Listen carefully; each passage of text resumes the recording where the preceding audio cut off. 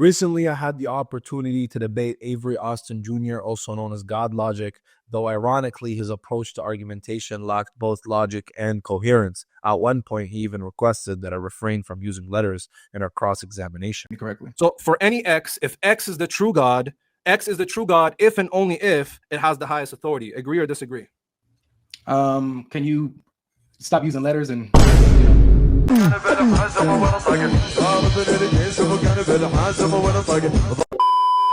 What's even more telling is that after his disastrous performance, where he ultimately conceded that Jesus is an ontologically inferior God, he and his followers latched onto a single phrase from his cross-exam, hoping to salvage some credibility. What was that phrase, you may ask?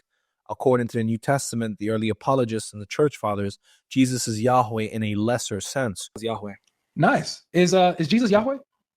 Jesus is Yahweh in the lesser sense, yeah. Jesus is Yahweh in the lesser sense. Nice. Oh, man. Thank you so much. In their panic, they have taken the statement as if it somehow supports their position.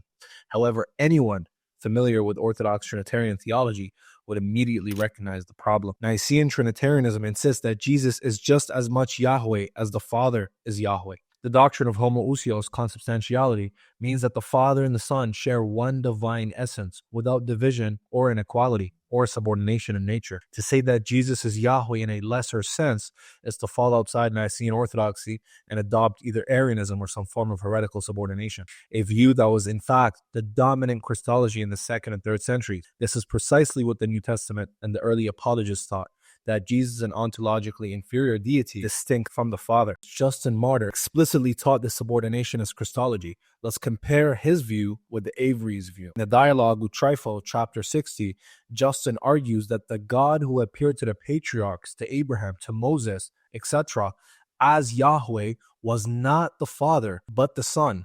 He claims this because the Father is too great to be seen in a small place, a small portion of earth. Only the Son can do that, since he's a lesser being than the Father. In the dialogue with Trifo, chapter 126, Justin reiterates that the one who spoke to Moses in Exodus chapter 6, verse 2, saying, I am the Lord, I am Yahweh, was not the Father, because the Father cannot be seen, cannot come down, cannot go up. Only the Son can do that.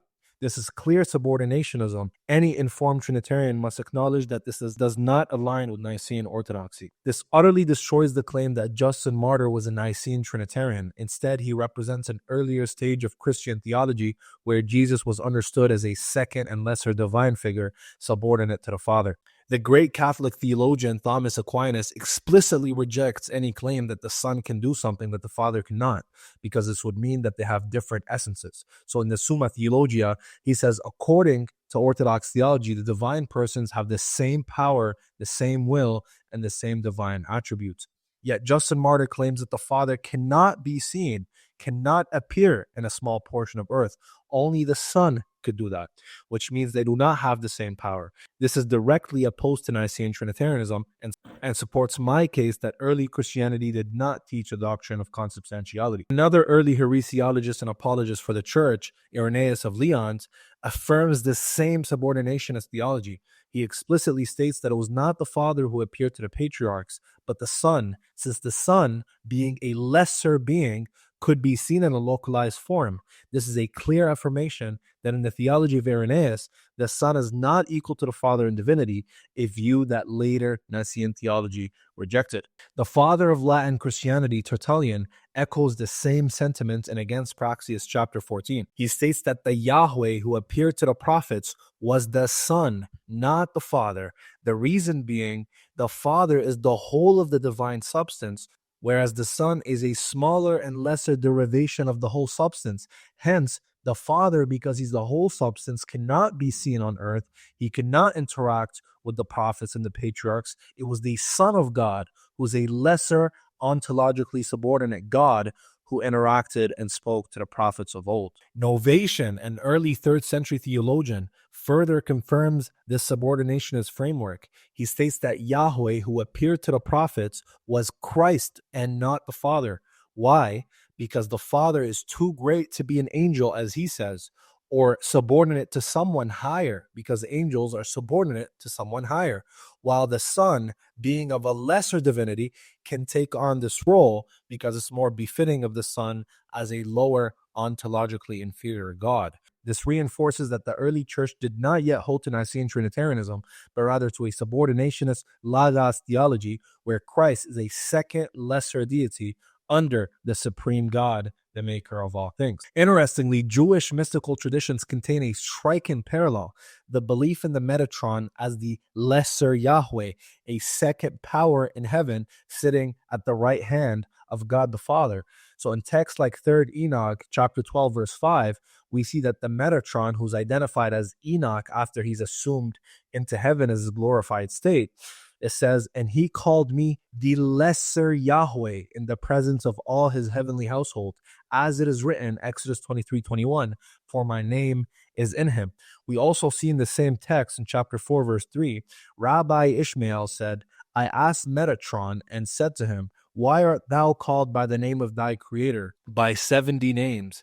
Thou art greater than all the princes, higher than all the angels, beloved more than all the servants, honored above all the mighty ones in kingship, greatness and glory. Why do they call thee youth in the high heavens?" He answered and said to me, "Because I am Enoch, the son of Jared." This is the same exact language that early Christians used to describe Christ. In Hebrews chapter 1, verse 5, Jesus is exalted and made greater than the angels. The same exact striking parallel. The Metatron, who is Enoch, assumed into heaven, made a divine figure, sits at the right hand of God, inherits the name Yahweh, the name above all names, and he becomes a smaller Yahweh, and he becomes greater than the angels. We also see in the Talmud that some Jews worshipped the Metatron because he was seated at the right hand of God, because he was a second power in heaven. So because he was at the right hand of God, certain heretical Jews believed that he was equal to be worshipped with God. And we see this exact same idea in Philippians chapter 2, verse 9 to 11, that Jesus, through his suffering and through his assumption into heaven, he's exalted and he's given a name above all names, that every knee shall bow and every mouth shall confess